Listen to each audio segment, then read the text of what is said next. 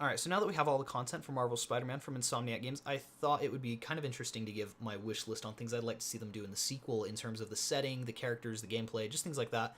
So I'm going to go ahead and start by talking about the setting. And my first hope is that this sequel, so Marvel's Spider-Man 2, I hope is not set too far after the events of Marvel's Spider-Man 1. I hope it's only like a few months after or something. Obviously, the game itself is going to be released like 2 or 3 years later, in the future from now. But I hope that the events of the sequel are not set 2 or 3 years after the events of the first game. Reason being, I feel that a lot of the plot threads that they left open, a lot of the story arcs that they had going would be lessened emotionally and they'd be less impactful if they try to wait too long for the events of the sequel. So I think that a direct follow-up would be a much better choice, and that's just my personal opinion, but I've talked to some people and most people kind of seem to agree with that sentiment. So next, I'm going to talk about the city itself, Manhattan. I don't really anticipate them changing the city all that much, like they did with Arkham, where it was a different location every time.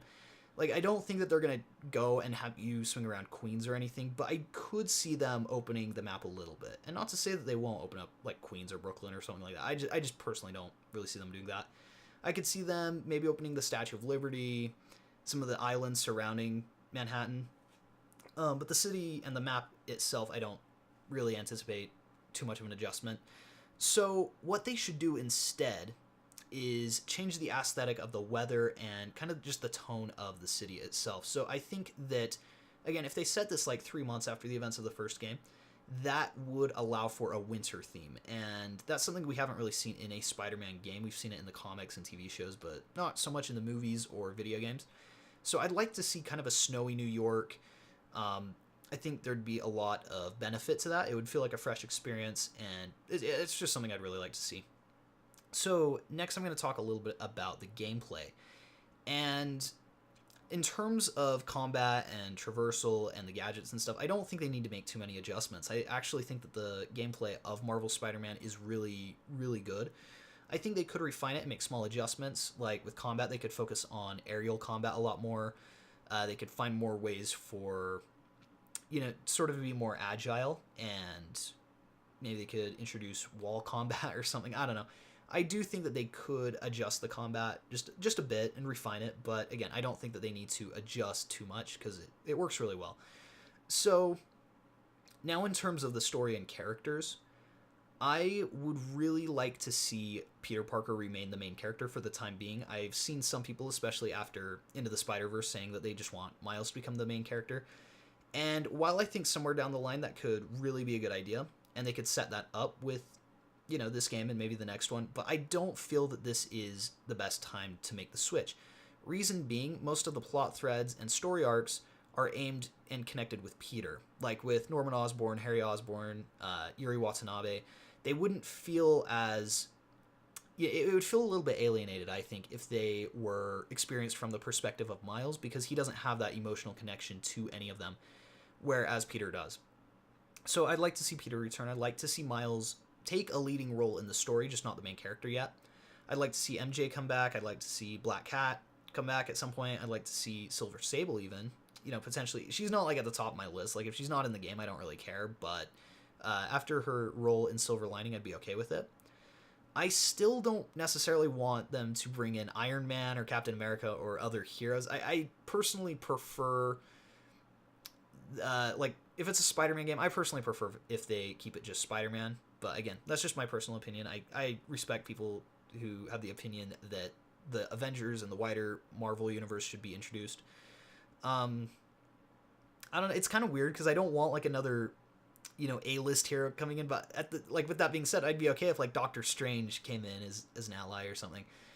So I don't know. That's kind of weird, but I think it'd probably be best if they just kept it Spider-Man for the time being. So I'd also like to see more of Peter's friends. So maybe if they had like a high school reunion or something where you could go meet like Flash Thompson and some of those characters. Or maybe there's like a Christmas party that MJ invites Peter to for her work at the Daily Bugle, and you could run into all his old friends like Eddie Brock, Betty Brant. Some of those characters I think would be interesting to see. Also with like Gwen Stacy, Captain Stacy, I don't know where they are in this universe, if they're alive or what, but it'd be interesting to see them as well. So I'm just gonna leave that out there. And in terms of villains, I know everybody wants to see Venom, but and it breaks my heart to say this, I don't know that Venom should be a villain until the third game. And I know that that Venom, and spoilers here, I guess. If you haven't played the game yet, I don't know what you're doing. But it's currently bonded to Harry, the symbiote. That doesn't necessarily mean it's going to stay that way. I think if they introduce Eddie Brock in the sequel and give him some character development, then he'd be a great candidate to be Venom in the third game. I think that the sequel should focus on either Miles or Peter bonding with the symbiote. So we could get that gameplay where you're playing as black-suited Spider-Man. And I don't think that you can do both. They kind of tried that in Spider-Man 3, the movie. And granted, video games are much longer than movies. But I just don't want Venom to be rushed. I kind of want him to have his own game. And with how the events of Marvel Spider-Man left off, I feel that a direct Venom sequel would be kind of rushed. I do think a Green Goblin game is probably the best route, where you're playing with the symbiote and Norman Osborn becomes the Green Goblin. That's my personal hope that they do. Like, obviously, if Venom's in it, I'm gonna be totally excited and hyped for it. I'm just saying that personally, I feel that Green Goblin would be the best pick for the sequel, and Venom would be a great candidate for the third game. With other villains, actually, I'll talk about returning villains first. I would be okay if they brought back Electro, or Rhino, or Scorpion, or Shocker. I think a great compromise for those characters actually would be side missions, because the side missions in the first game let me down a bit, if I'm being completely honest. So some of these villains who didn't really get to shine in the first game could maybe get their own side missions. But in terms of the main story, I would really like to see just kind of the villains we didn't get to see in the first game. So I'd like to see Kraven, the Lizard, let me think, Sandman is definitely up there, the top of my list. I think that there's plenty of characters that they could still introduce to this universe, and I think that's what this sequel should do, is really just try to expand the franchise. Kind of like, again, I'll compare it with Arkham, just because I feel it's a good comparison. Sort of like how Arkham Asylum introduced us to the Arkham universe, but then Arkham City really expanded it and made it like its own thing. I think that that's what Marvel Spider-Man 2 should focus on doing. But anyways, let me know in the comments below what you guys would like to see in Marvel Spider-Man 2. Please be sure to like and subscribe if you enjoyed this video, and we'll see you guys in the next one.